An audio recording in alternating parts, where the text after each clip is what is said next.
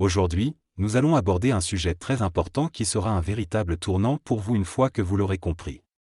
Je vais vous expliquer comment surmonter ces sentiments d'insécurité, de peu de valeur, d'incapacité et de malaise qui peuvent être si présents chez de nombreuses personnes et qui, pendant longtemps, ont été votre image de soi. Comment les surmonter réellement pour obtenir ce que vous désirez? Nous allons faire un plongeon profond dans ce sujet et ma manière de l'expliquer vous aidera à le voir d'une toute autre manière, à changer votre relation avec vous-même, et par conséquent, à manifester des résultats différents. Avant d'aller plus loin dans ce sujet passionnant, permettez-moi de me présenter, je m'appelle Geneviève et je suis coach en manifestation. Vous trouverez ci-dessous divers liens pour travailler avec moi, que ce soit à travers des cours, des séances de coaching individuelles ou une adhésion à ma chaîne qui offre du contenu supplémentaire. Et la possibilité de me poser des questions personnelles chaque mois. Prenez le temps de regarder toutes les options si vous souhaitez travailler plus en profondeur avec moi en tant que votre coach en manifestation. Maintenant, revenons un peu en arrière, il y a environ 10 ans, pour parler de mon expérience personnelle et de ce que je manifestais à l'époque. J'avais tendance à manifester des relations et des emplois qui étaient importants pour moi, mais je me considérais comme maladroite. Est-ce gêné et je me demandais même si je devais vraiment être là. Je doutais de la façon dont les autres me percevaient et avais constamment l'impression que mon existence était un peu embarrassante. Cette insécurité se manifestait particulièrement lorsque j'étais attiré par quelqu'un, je me sentais instantanément mal à l'aise et gêné, incapable d'être moi-même. Je souhaitais tant m'intégrer et me fondre dans leur univers, mais je me jugeais différente, incapable de les comprendre ou de leur plaire. Cette insécurité se reflétait dans mon attitude, j'avais besoin d'être constamment rassuré, mais je n'osais jamais le demander ouvertement. J'étais constamment tiraillé entre l'envie d'être aimé et la peur de paraître trop needy. Ce n'étaient pas mes actions dans la réalité qui donnaient l'impression aux autres que j'étais dans le besoin, c'était l'énergie que je dégageais. Les hommes que je fréquentais à l'époque me disaient souvent qu'ils avaient l'impression que j'avais besoin d'eux. Plus que, ce qui les rendait mal à l'aise. Cela s'expliquait par le fait que je projetais sur eux mon malaise intérieur, cherchant leur validation pour me sentir à l'aise. Et cela se reflétait dans leur manière de me percevoir, créant ainsi un cercle vicieux. Si vous vous sentez insécure et mal à l'aise, surtout face à quelqu'un qui vous attire, cette personne va ressentir cette énergie et elle se sentira mal à l'aise à son tour. C'est là le principe du miroir. L'auteur explique que lorsqu'on se sent insécure dans une relation, cela crée un déséquilibre énergétique qui se reflète dans le comportement de la personne aimée. Elle relate l'exemple d'un homme avec qui elle était obsédée et qui, au départ, la courtisait mais dès qu'elle a commencé à vraiment l'aimer, elle est devenue insécure et a repoussé cette énergie sur lui. Elle se rend compte maintenant que c'était un schéma récurrent dans toutes ses relations amoureuses. L'auteur explique que cela s'applique également à d'autres domaines comme l'argent ou la santé. Elle raconte aussi une situation où elle avait passé la nuit chez cet homme. Lorsqu'elle s'est réveillée et qu'il était parti, elle s'est immédiatement sentie insécure. Il lui a ensuite fait comprendre qu'il ressentait ce besoin excessif de sa part. Elle conclut en disant que lorsqu'on se sent insécure, on donne le pouvoir à l'autre personne et on se met dans une position de vulnérabilité. Je me suis levé du lit et je suis descendu dans la cuisine.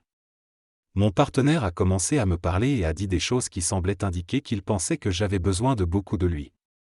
Je me suis senti mal à l'aise car je n'avais même rien demandé, mais apparemment il a réagi à mes sentiments d'insécurité et de besoin d'amour. Maintenant, je comprends combien l'assomption amoureuse peut être puissante. Pour surmonter cela, il est important de ne pas juger les parties insécurisées et de ne pas réagir négativement à ces sentiments. Il faut réaliser que ces émotions ne sont pas le problème en soi, mais la façon dont on y réagit et ce qu'on leur donne comme signification.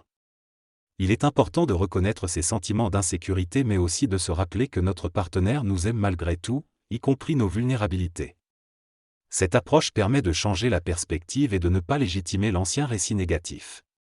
Maintenant que j'ai cette connaissance de la loi de l'attraction, je sais que je suis le pouvoir opérationnel conscient et que je peux observer mes pensées et émotions plutôt que de simplement y réagir.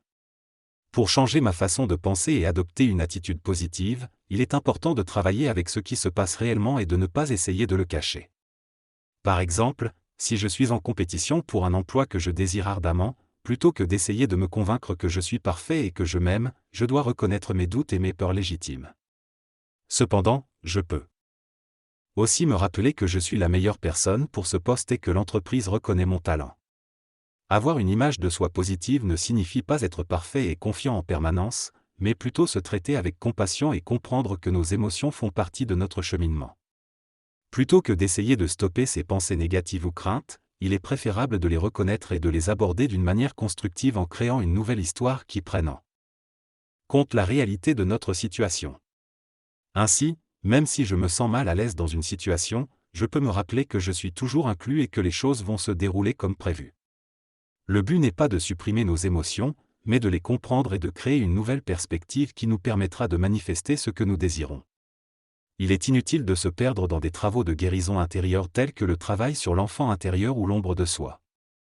Bien que cela puisse être utile pour ceux qui n'ont pas encore exploré ces aspects d'eux-mêmes, se focaliser uniquement sur cela peut être contre-productif. Il est préférable d'identifier les schémas et les origines de nos sentiments d'inconfort ou d'insécurité, mais il n'est pas nécessaire de creuser indéfiniment. Reconnaître ces schémas et choisir de ne pas réagir ou d'y succomber est plus important.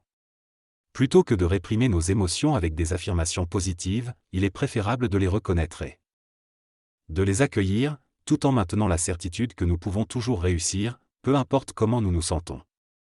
L'objectif est de manifester à partir de cette certitude plutôt que de chercher à supprimer nos sentiments négatifs. Dans cet extrait, l'auteur se demande comment il peut s'adresser à lui-même lorsqu'il se sent incertain ou insécure. Il explique que la clé pour construire une véritable sécurité personnelle est d'être émotionnellement disponible envers soi-même et de faire face à ses sentiments sans se condamner ou s'exclure. Il met en avant l'importance de prendre soin de soi de manière authentique et de traiter ses propres pensées et émotions avec bienveillance, plutôt que de les rejeter ou de les combattre. Il souligne également que la manière dont on se traite soi-même face à ses sentiments a un impact sur la façon dont les autres nous perçoivent. Il explique que même en se sentant anxieux, il est possible de faire preuve d'amour et de confiance en soi, et cela contribue à renforcer notre sécurité personnelle. Enfin, il invite à reconsidérer notre relation avec nous-mêmes et la façon dont nous nous traitons, pour développer une meilleure estime de soi. L'auteur parle de l'importance d'être sûr de soi et de gérer les sentiments d'insécurité de manière positive et authentique. Il souligne qu'il est possible d'obtenir ce que l'on souhaite, que ce soit un emploi, une note ou tout autre objectif, en restant confiant en soi-même. L'auteur explique qu'il ne s'agit pas d'éliminer complètement les sentiments d'insécurité, mais plutôt de les gérer de manière bienveillante envers soi-même, ce qui permet de les dissiper de manière authentique. Il donne l'exemple d'une relation amoureuse où l'autre personne reste aimante et supportante même lorsque l'on se sent un peu insécurisé.